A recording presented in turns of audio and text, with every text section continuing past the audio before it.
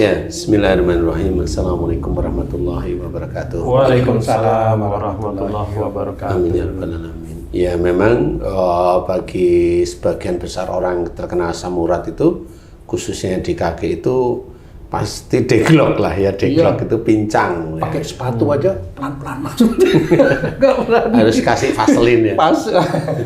Biasanya vaselinnya nggak di kaki, itu di kaki. Aduh. Pelumas maksudnya. Pelumas, ya. Biar nggak terasa atau biar terasa, Ustaz? Biar masuknya itu licin. Jadi kalau Jangan kaki, dengerin. jadi kalau kaki itu insya Allah kan hubungannya persoalan keluarga. Kalau telapak kaki ini kan memang harus menghadap ke depan, harusnya memang itu sebenarnya adalah mengarahkan perjalanan kaki. Kalau itu di jempol, itu insya Allah hubungannya dengan imam. Oke. Ya, hubungannya dengan imam. Kalau jempol kakinya yang kena, itu berarti imamnya dalam mengarahkan di dalam keluarga itu penuh dengan emosi, ego, kekakuan, seperti itu. Emosi, marah, ego, jadi akunya harus didulukan, kekakuan, jadi harus ngikutin. Cocok kalau itu Pak Ustaz. Maksudnya? Jadi kalau nyuruh keluarganya itu ya harus Cocok. nurut. Cocok itu. Oh, tapi apakah karena laki-laki imam baru di jempol kaki, kalau wanita? Wanita jarang asam urat walaupun ada, tapi jarang. Sama seperti umpamanya yang sering kena penyakit jantung itu laki-laki, perempuan jarang. Tapi ada nggak? Ada sih. Tapi prosentasenya sangat-sangat kecil. Jadi karena jantung itu berhubungan dengan ego. Nah, yang biasanya ego muncul laki-laki. Perempuan ada nggak? Ada sih memang. Perempuan banyak perasaan ya Pak Ustaz. Banyak main perasaan. Ya, Ustaz tadi bilang di jempol tuh imamnya ego, aku, emosional. Kalau teman saya ada nih Ustaz, seorang Ustaz. Kalau mempunyai sifat-sifat itu dia beralasan mengarahkan sesuatu yang baik ke keluarganya. Walaupun dengan emosi dan ego tetap kena, Ustaz. Kan kita harus ingat la ikraha fiddin. Tidak ada paksaan di dalam agama Islam. Walaupun di keluarga Pak Ustaz. Iya sama. Nggak ada paksaan dalam agama Islam. Jadi kalau umpamanya ada seorang minta uang, Pak Tung, tolong beliin pulsa, kamu kan boleh menolak. Iya sih. Nah, kan gitu. Tapi kamu juga boleh aja ngasih, kan gitu. Nah. Asal gitu, umpamanya bilang, Tung, beliin aku pulsa. Nah, kan beda. Iya, benar-benar. Oh, cara menyampaikannya. Ya, sebenarnya itu. Jadi pada saat dia itu memberikan nasihat, jangan disamakan dengan memaksa. Tidak ada paksaan di dalam agama Islam, itu memang harus dengan kelemah lembutan. Walaupun umpamanya dia seorang ustadz, iya. Semua nggak masalah ustadz, ustadz itu kan jabatan di dunia. Persoalan ketaatan seseorang kepada Allah Ta'ala itu kan tidak dilihat dari ustadz atau tidak ustadz. Ketaatan kepada Allah Ta'ala itu ya dirinya dengan Allah. Oh, jadi saya ingat cerita-cerita tentang Nabi, khususnya Nabi Nuh nih Ustaz. Dia menasihati istrinya untuk mengikuti ajaran suaminya, tapi istrinya nggak mau mengikuti. Nah, di situ Nabi Nuh tidak memaksa secara kekerasan, Ustaz. Iya memang. Makanya nggak ada paksaan. Nah, kalau ada seseorang yang memaksa keluarganya, nah itu merasa dirinya benar. Malah melebihi Nabi nanti. Karena memaksa. Rasulullah nggak pernah memaksa. Dan banyak para Nabi itu nggak memaksa. Jadi memberikan pengertian, memberikan nasihat, memberikan ajakan agar sujud kepada Allah Ta'ala itu tidak dengan paksaan. Makanya kalau ada orang bilang, nah kan saya harus, nah nggak ada yang harus.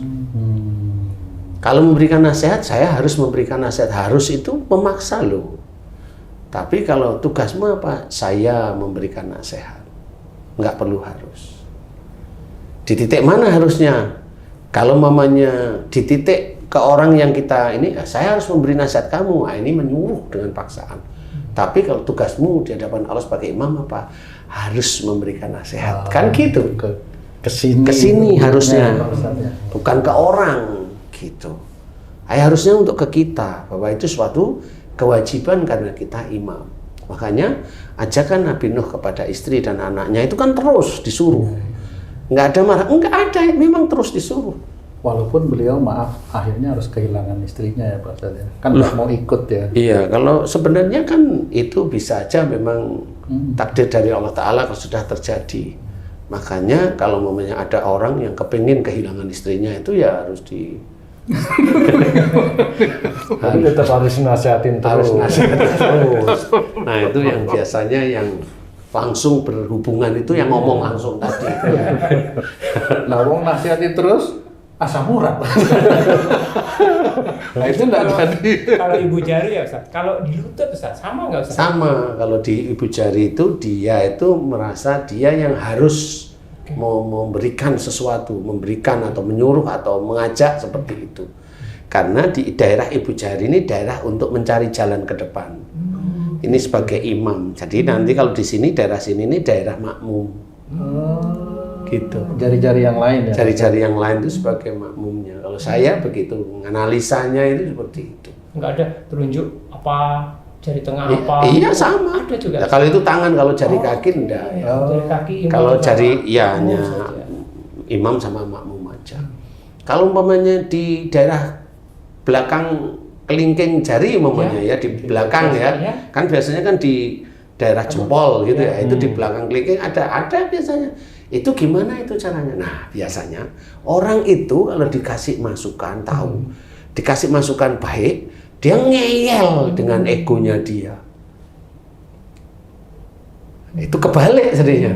Nah, itu di daerah kelingking malah. Karena dia makmum itu tadi. Karena dia makmum. Dikasih tahu nggak mau, ngeyel aja dengan kekeh dengan itu. Kali itu sama dulu istrinya Nabi Nuh itu kali juga asam urat dia di daerah kelingkingnya. Ya, karena dulu kan nggak kenal ya asam urat. Jadi paling tidak kalau jalan agak deglok gitu ya. Jadi yang saya amati itu, jadi kalau di ibu jari dia orang ini biasanya sebagai apa namanya? Imam itu. Sebagai imam atau sebagai apa namanya yang kuat di keluarga itu apa namanya? Kepala keluarga. Bukan kepala keluarga, apa itu namanya? Mendominasi. Mendominasi. Jadi bisa aja kalau seorang wanita dia sakit asam urat di situ. Nih si wanita ini mendominasi dia sebenarnya. Malah jadi kepala keluarga dia. Merasa sebagai kepala keluarga sehingga imamnya disingkirkan, dikudeta. Iya. Nah, itu memang ya benar. Jadi dia merasa dia mendominasi istilahnya seperti itu. Nah, ini juga gambaran. Jadi itu ada unsur kekakuan di dalam mengatur, sebenarnya dalam mengatur ya, dari di jempol kaki itu mengatur. Kalau momennya di kelingking itu ngikutin perintah sebenarnya. Jadi kalau di kelingking itu ngikutin perintah pimpinan. Kalau dia ada di belakang kelingking itu bengkak asam urat, ya orang ini sebenarnya kalau dikasih masukan ngeyel gitu aja. Ringannya paling ringan gitu. Dia punya pendapat sendiri, enggak kalau saya maunya begini, walaupun dia nggak harus di depan orang yang ngasih tahu, nggak harus seperti itu. Nah itu kalau di jempol ini orang yang apa imam atau orang yang mendominasi di dalam keluarga. Nah nanti kalau di lutut itu di dalam menjalankan kehidupan berkeluarga, nah itu beda lagi. Oke Ustaz. Kalau seorang imam yang egois, emosional, kaku, sehingga mendapatkan asam urat, Ustaz. Si imam ini kan mempunyai sifat demikian, ada latar belakang ilmu yang dia merasa lebih daripada anggota keluarga. Nah, sekarang gimana Ustaz? Kalau imamnya ini merasa kurang dibandingkan dengan istrinya, tapi dia mempunyai sifat seperti itu, jalan keluarnya gimana nih Ustaz? Imamnya nggak punya ilmu nih Dibandingkan dengan istrinya, banding dengan istrinya, tapi dia mempunyai sifat seperti itu, kaku, emosional dan lain-lain. Dalam menjalankan keluarganya itu, dia harus apakah diskusi sama istrinya, apakah Gimana supaya nggak kena asam urat? Nah ini macam-macam ya kalau ini sudah. Jadi dia sendiri ilmunya nggak punya, tetapi kaku, arogan kan gitu ya, egois, kemudian emosional kan gitu nih. Nah ini sudah karakter sejak awal sebenarnya. Jadi ini orang lapangan kalau menurut saya. Orang jalanan maksudnya. Orang lapangan itu kelihatan mentereng tapi aslinya orang jalanan ya. Orang jalanan itu nggak ngerti ilmunya, asal hantem kromo kan gitu. Ya, ada truk jalan di pala itu kan orang jalanan. Nah itu kan hantam kromo, dia nggak mau tahu kan gitu ya. Jadi ini walaupun ini suami itu seperti itu, ini suami ini gayanya gaya jalanan. Biasanya dia nyari rezeki juga awur-awuran seperti itu. Karena apa? Nah, karena dia sendiri ilmunya nggak tahu, kemudian dia juga nggak diskusi dengan istrinya dan dia memaksa istrinya, padahal istrinya dari sisi agama itu lebih mengerti mamanya. Nah, ini suami ini istilahnya itu kurang soleh di hadapan Allah Ta'ala lah. Ya, seperti itu memang tidak boleh. Memang kalau memang itu dari istri hanya memberikan nasihat, Pak, jangan seperti itu kan gitu ya. Pak itu salah, ngeyel nih ya, biarin aja Pak itu ini ngeyel sampai dia nanti asam urat. Ya paling haduh 2 minggu kan pegangin kakinya gitu. Nah itu sebenarnya cara Allah mengingatkan si suami sebenarnya. Tapi kan banyak orang walaupun seorang Islam itu tahu bahwa musibah itu dari perbuatan kita sendiri sudah tahu. Tapi kan banyak yang tidak mau tahu. Banyak yang tidak mau tahu atau banyak yang merasa dia nggak pernah ada dosa. Nah disinilah akhirnya dia akan menjadi salah di hadapan Allah Ta'ala. Dosa demi dosa itu dia kerjakan. Alasannya kalau dia asam urat itu, loh saya kan imamnya, saya harus nyuruh istri saya begini, saya harus nyuruh anak. Padahal itu apa yang dia omongkan itu sebenarnya adalah untuk membela diri bahwa dia itu arogan, kasar, emosional, egois seperti itu. Jadi dia tidak ada unsur imam. Imam itu gimana? Melindungi, ada rasa sayang kepada makmumnya, kan seperti itu. Nggak ada, dia nggak punya, dia hanya untuk membenarkan dirinya sendiri. Itu tidak boleh. Itu tidak boleh. Makanya banyak sekali teman-teman dakwah itu menyuruh untuk kajian. Datanglah pada kajian agar orang itu hatinya itu terbentuk dengan baik. Kan gitu ya. Kajian yang baik, bukan kajian yang jelek-jelekin orang. Lah itu ngapain? Bukan kajian, malah nambah dosa itu nanti gitu loh. Jadi kajian itu yang baik, yang mengajak mengarah kepada syariat, kemudian mengarah kepada akhiratnya surga. Kan seperti itu nih kajian itu. Jadi seperti itu. Jangan yang emosional, jangan yang marah, jangan asal ngomong juga nggak bisa. Nah insya Allah dari situlah mulai umpamanya imam tadi mulai paham. Oh selama ini istriku diam. Oh selama ini istriku ngasih nasihat itu pelan-pelan itu karena takut saya itu marah kan. Itu nanti kan terbuka ya. Insya Allah loh ya, insya Allah ya. Kalau dia diberi hidayah oleh Allah Ta'ala akan tahu. Kemudian mulailah dia dekat sama istrinya. Bu, aku tuh kan ya nggak terlalu tahu agama. Nanti tolong kalau aku itu salah ditegur atau dinasehatin ya. Kalau umumnya aku kan emosional, kalau kamu tegur di depan anak-anak biasanya saya marah. Nanti ya ingetin, nanti negornya waktu di kamar aja. Nah, banyak nggak seperti itu, Ustaz? Nggak ada, jarang. Ini saya kasih tahu karena saya ngerti, karena ini jarang sekali laki-laki yang seperti itu. Atau memang laki-laki tahu istrinya itu ada banyak kekurangan, ya negor itu ya negor-negornya di depan anak tegur, depan temannya ditegur, jadi malu istrinya. Jarang sekali suami itu, jarang ya walaupun ada, jarang suami itu menegur istrinya itu yang salah itu di kamar. Jarang sekali.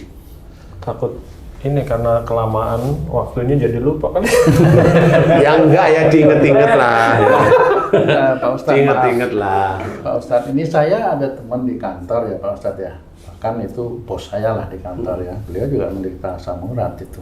Nah, apakah bos saya di kantor itu menderitanya karena pekerjaan di kantor, apa memang masalah yang ada di rumah tangga beliau, Pak? Dua-duanya. Kalau yang namanya bos itu kan dia melakukan dua hal.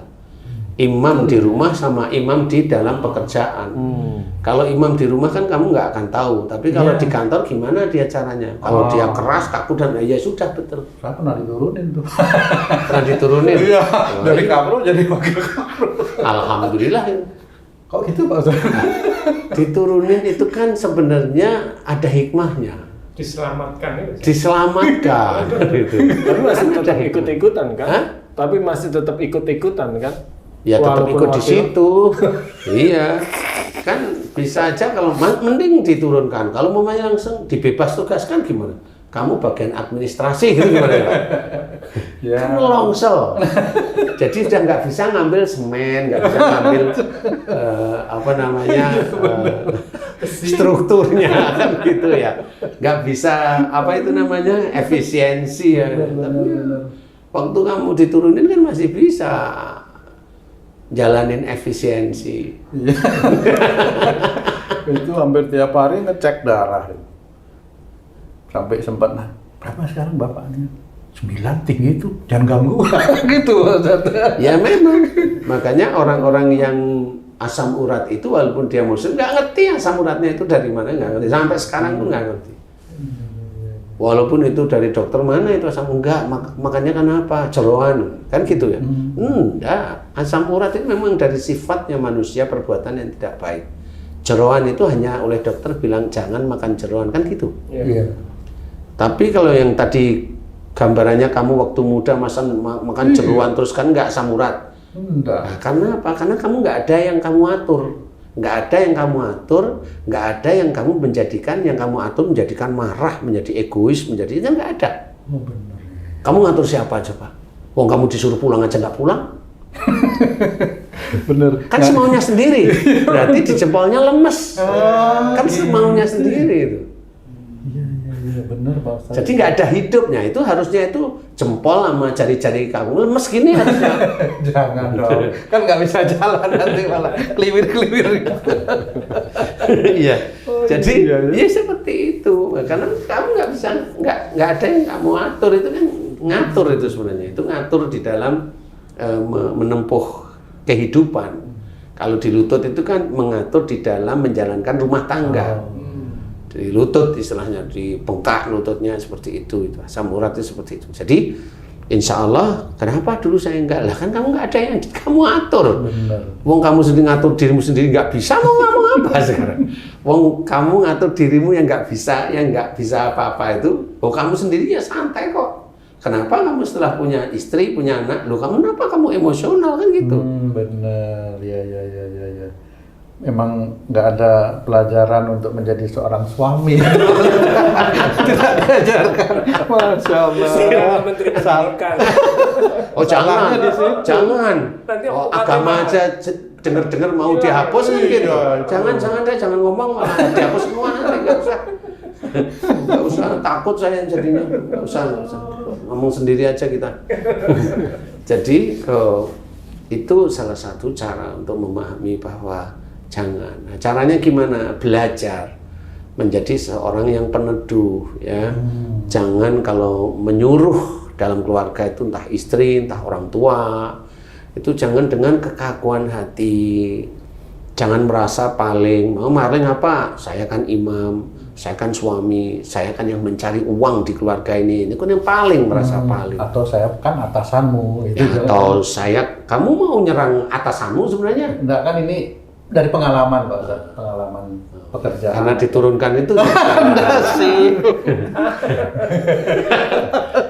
Tapi bosnya udah pasti pensiun karena Patung anak buah udah pensiun. Bos saya pensiun, tapi jadi direktur. Nah, itu bukan pensiun namanya. Itu dikat nggak Pak? Dikat nggak Patung? Gimana ya? Iya. Jadi intinya ya seperti itu. Nah, seorang yang asam urat itu tetap dia nanti akan masuk di kalimat Al-Quran yang lain. Insya Allah seperti itu.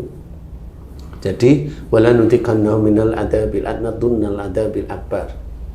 Belakangnya la'allahum yarji'un. Ini dua kalimat ini harus dipahami.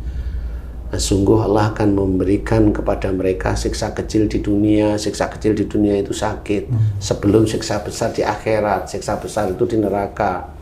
berarti memang sebelum orang itu disiksa di neraka besar, dikasihlah gambaran di dunia, yaitu sakit.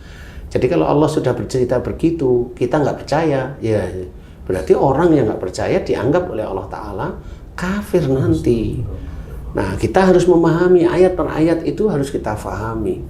Makanya di belakang ayat tersebut la'allahum yarji'un, agar mereka kembali ke jalan yang benar. Nah, jalan yang benar itu apa? Sebenarnya diceritain Quran dan Sunnah. As-Sunnah ini sebenarnya jelas. Makanya ayo kita pahami Quran, kerjakan kita ayat demi ayat, kemudian itu juga tetap dikerjakan oleh Rasulullah melalui sunnah Rasulullah. Jadi kerjakan, kemudian dibarengi dengan hadis-hadis Nabi yang sahih, sehingga di titik itulah kembali kalau ada orang sakit apa dalam Quran. Kayak hubungan sebab akibat gitu. Memang, makanya diceritakan wasyari'u ila maghfiratin min rabbikum, dan bersegeralah kamu ke dalam ampunan Allah. Lah itu kan jelas. Bersegera ke dalam ampunan berarti kita itu ada kesalahan. Asam urat itu ya dari kesalahan kita. Loh, dari kesalahan kita mana? Wa ma asabakum min musibatin fa bima kasabat aydikum.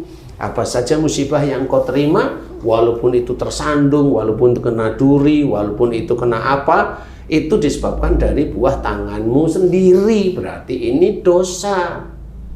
Kalau ayat-ayat ini orang-orang Islam nggak mau pakai, ya itu akan dianggap kafir oleh Allah Ta'ala. Lah udah kafir gimana nanti? Gimana dia tahu? Walaupun dia sholat, lah kan dia nggak mau nerima ayat Allah, kan begitu.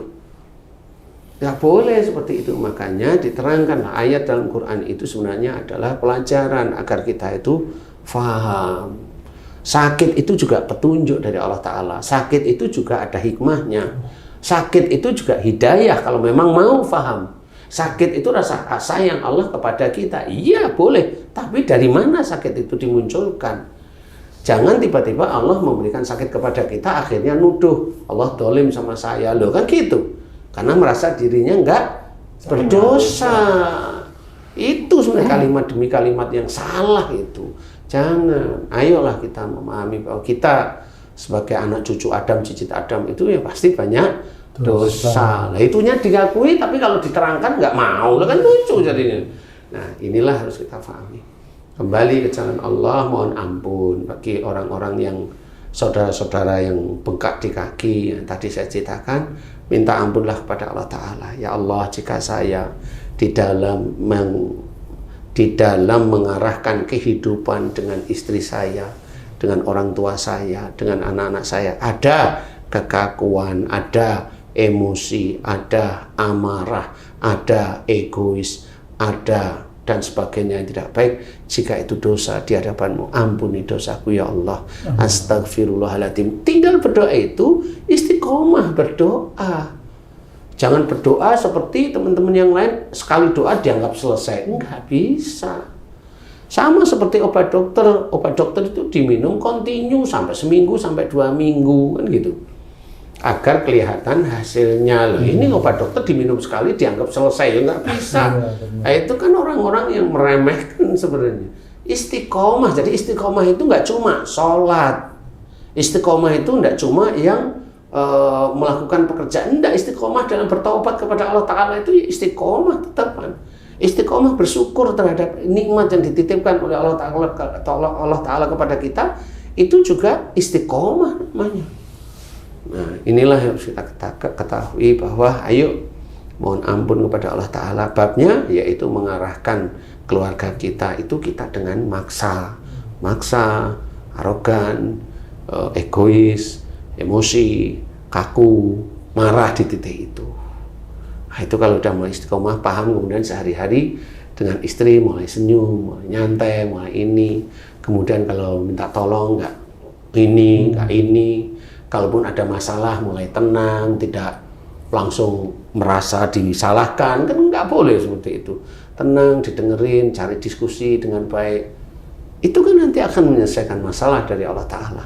Selama kehidupan berkeluarga kita karena Allah, ya nanti Allah yang akan mengatur kita, sehingga persoalan dalam keluarga kita itu bukan persoalan yang mengerikan. Kalaupun nanti mengerikan pun nanti Allah yang akan mengatur, menyelesaikan. Kalau kita nggak bisa menyelesaikan masalah. Seperti itu. Jadi Bagi yang jempolnya bengkak atau kelingkingnya bengkak, di bawah kelingking maksudnya ya, itu mohon ampunlah seperti tadi. Mudah-mudahan itu bisa menjadikan manfaat ya, sehingga nggak harus berurusan dengan obat.